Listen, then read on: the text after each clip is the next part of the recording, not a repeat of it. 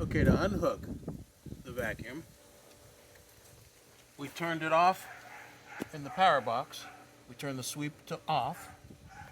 Now we're gonna unhook it. Just screw it back, unhook it,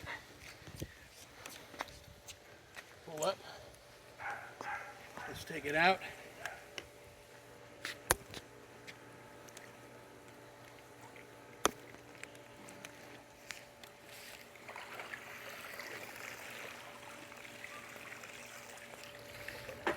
Take it back to the shed.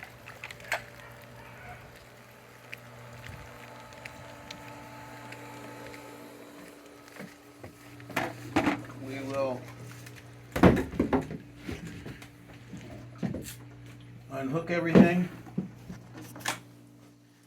and put that back together so we can hang it up.